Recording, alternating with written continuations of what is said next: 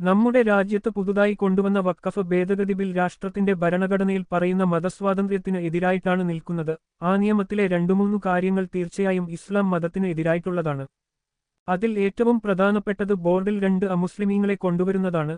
വഖഫ് ബോർഡിന്റെ കീഴിലാണ് നമ്മുടെ മുസ്ലിം പള്ളികളും മദ്രസകളും ഒക്കെ നിലകൊള്ളുന്നത്. ഖുറാനിൽ വ്യക്തമായി പറയുന്നുണ്ട് ബഹുദൈവ വിശ്വാസികൾക്ക് അല്ലാഹുവിന്റെ ഭവനങ്ങൾ പരിപാലിക്കാൻ അവകാശമില്ല എന്നത്. അതുപോലെ ഒരു മുസ്ലിമായ വ്യക്തിക്ക് തന്റെ സ്വത്ത് വഖഫ് ചെയ്യാൻ കുറഞ്ഞത് 5 വർഷം എങ്കിലും പ്രാക്ടീസിംഗ് മുസ്ലിം ആയിരിക്കണം എന്നതാണ് ഇവർ പറയുന്ന മറ്റൊരു നിയമം. അതായത് അവരുടെ സർട്ടിഫിക്കേഷനും വേണമെന്ന്, നമ്മൾ മുസ്ലിമാണോ അല്ലയോ എന്ന് തീരുമാനിക്കാൻ.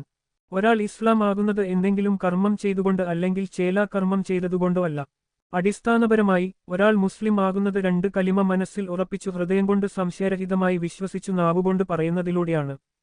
അങ്ങനെ ഈമാൻ ഉൾക്കൊണ്ട് കഴിഞ്ഞാൽ ഒരാൾ മുസ്ലിമായി, പിന്നീടാണ് മറ്റുള്ള ഇസ്ലാം കാര്യങ്ങളും മറ്റു മത നിയമങ്ങളും പാലിക്കേണ്ടത്.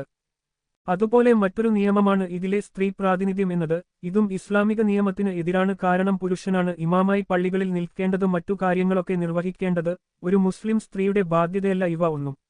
അതുകൊണ്ട് നമ്മുടെ രീതിയിൽ ഇതിനെപ്പറ്റി സംസാരിച്ചും ചർച്ച ചെയ്തുകൊണ്ടും നിയമപരമായ രീതിയിൽ മുന്നോട്ടു ഇറങ്ങിക്കൊണ്ടും നിയമപരമായി മുന്നോട്ടു ഇറങ്ങുന്നവരെ സാമ്പത്തികമായും മാനസികമായും സഹായിക്കേണ്ടത് ഒരു മുസ്ലിം എന്ന നിലയിൽ നമ്മളുടെ എല്ലാവരുടെയും ബാധ്യതയാണ്. ഏറ്റവും ആദ്യം വേണ്ടത് അല്ലാഹുവിനോട് ഉള്ള പ്രാർത്ഥന ആണ്. എല്ലാ കാര്യങ്ങളുടെയും നിയന്ത്രണം അല്ലാഹുവിങ്കിൽ മാത്രമാണ്.